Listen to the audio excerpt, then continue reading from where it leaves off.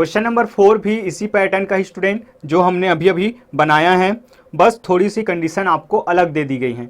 तो दो संख्याओं का समांतर माध्य क्या है, 6 है, उनके वर्गों का योग 90 है।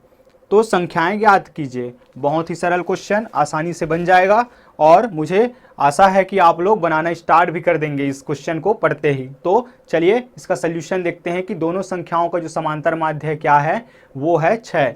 तो माना कि वे दो संख्याएं क्या हैं, माना कि दो संख्याएं a व b हैं, a व b हैं, तब प्रश्नानुसार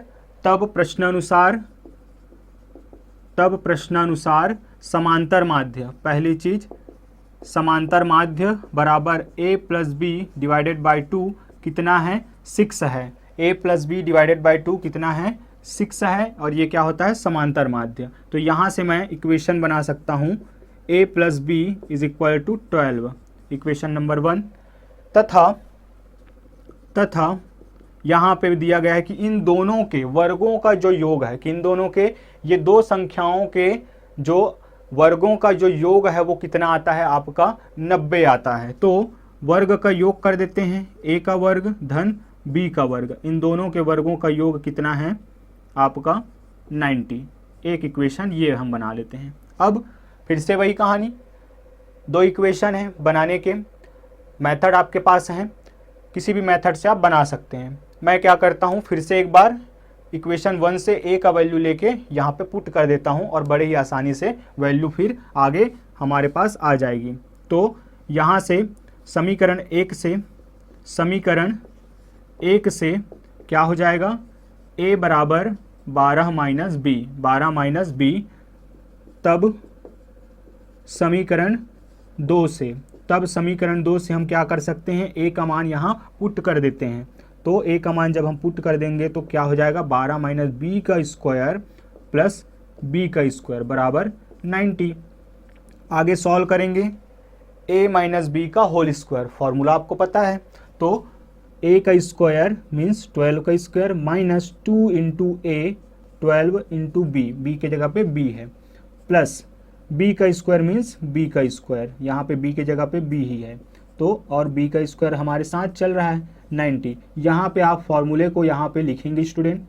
जब कभी भी आप फॉर्मूला यूज़ करते हैं तो बिल्कुल उसको साइड में मेंशन करिए कि आपने किस फॉर्मूले को यूज़ किया है, ताकि आपका जो उत्तर है वो एक सिस्टमेटिक तरीके से माना जाए।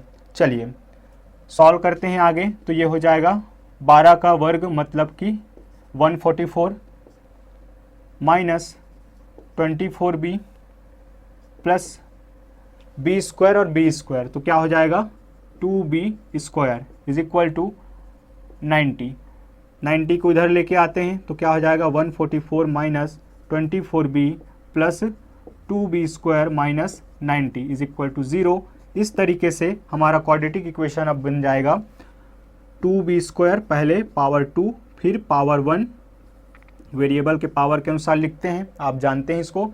यहाँ हम माइनस करेंगे तो कितना आ जाएगा 54 इक्वल टू 0। क्या कुछ कॉमन निकल सकता है, निकल सकता है 2 जब कॉमन निकल जाएगा तो क्या बच जाएगा यहाँ b स्क्वायर, यहाँ बच जाएगा 12b, यहाँ बच जाएगा 27 इक्वल टू 0 सॉरी, यहाँ पे आ जाएगा प्लस 54, क्योंकि 144 90 से बड़ा है, इसके साथ धनात्मक चिन्ह है तो धन यहाँ पे आएगा, तो ये हो जाएगा प्लस 27। 2 जब इधर जाएगा तो नीचे में जाएगा और 0 हो जाएगा, तो b square minus 12b plus 27 equal to 0। ये रहा हमारे पास क्वाड्रेटिक इक्वेशन।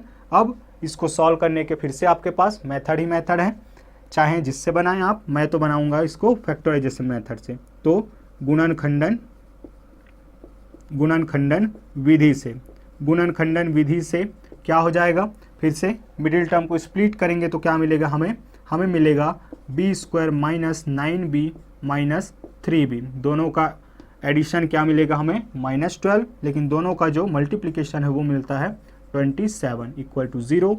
इस तरीके से b यहाँ कॉमन आएगा तो b माइनस 9, यहाँ आ जाएगा -3 कॉमन, फिर से b माइनस 9 यहाँ बचेगा इक्वल टू 0, b माइनस 9 यहाँ भी, b माइनस 9 यहाँ भी, दोनों ही जगह से फिर से हम कॉमन ले लेते हैं b माइनस 9 को, तो b माइनस 9 ये रहा, b माइनस 3 बच जाएगा इक्वल टू 0।